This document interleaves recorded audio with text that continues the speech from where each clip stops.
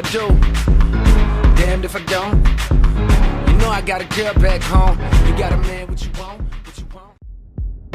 When a Pokemon reaches a certain level, is traded, given a special item, or other ways, a Pokemon can evolve. Evolution increases the Pokemon stats and makes it an all-around better Pokemon. But of course, some Pokemon don't evolve, so they can't take advantage of evolution and are sometimes forgotten because of this. But thankfully, some of these Pokemon were given evolutions in later generations, which gave them a lot more spotlight. So today we will be counting down the top 5 cross-generation evolutions. This list only consists of Pokemon that are evolutions of a different Pokemon that was introduced in a generation before it. So like Nosepass and its evolution, Probopass. Nosepass was introduced in Generation 3, but given an evolution in Generation 4. So since it was introduced in 3 and given an evolution in 4, that's a cross-generation evolution. Hopefully that makes sense. Also keep in mind that this list is strictly my opinion, so feel free to share your own objections in the comments below if you do have any. But with all that explaining out of the way, let's get right into number 5.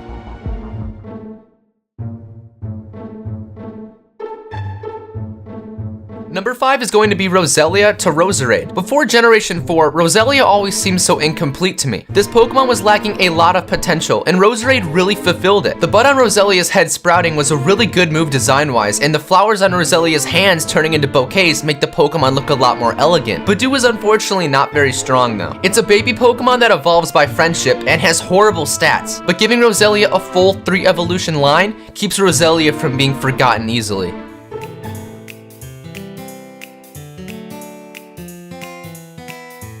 Number 4 is going to be Piloswine to Mamoswine. Piloswine and its pre-evolution Swinub were introduced in Generation 2, and Mamoswine was introduced in Generation 4. Now, Piloswine was not a bad Pokemon by any means. Piloswine had a decent attack and defense stat, but was definitely lacking with its design. Piloswine just really didn't look like a final evolution, but Mamoswine definitely does. Piloswine's design was a design that you couldn't really like or dislike, because it was just kind of there. But Mamoswine is definitely a step up, and I think it looks amazing.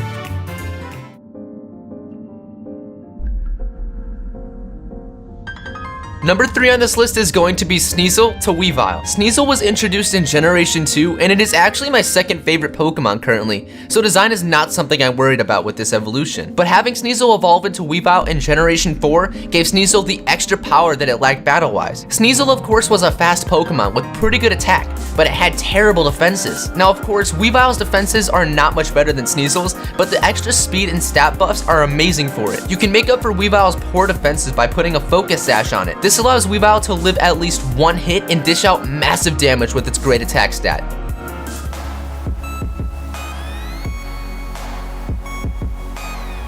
Number 2 goes to Snoreunt into Frostlass. Now, I'm not really a fan of gender-specific evolutions simply because I have nightmares about leveling up my Combee to level 21 just to find out that it's male and could not evolve. But Frostlass is definitely an exception to this. Snoreunt was introduced in Generation 3, and like a lot of other Pokemon on the list, Frostlass was introduced in Generation 4. Sorry to all the Glalie fans out there, but Glalie was never really interesting to me design-wise, so I never had a point in using a Snoreunt. But with Frostlass, Snoreunt is always on my team when I play through Generation 4, so I can evolve it into a Frostlass later once I get my Dawnstone.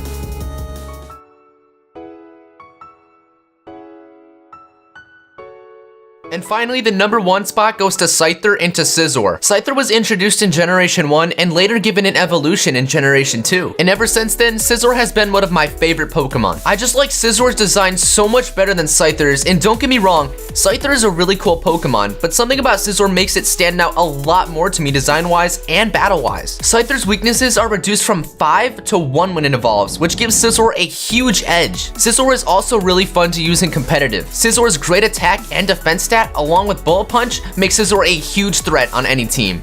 Well, that's going to conclude the list and this video. Let me know what you guys thought about it by leaving your own thoughts in the comments down below. And if you enjoyed the video, remember to leave a like on it. And finally, don't forget to subscribe if you already aren't for more Pokemon videos like this. Thanks for watching, guys. Peace out.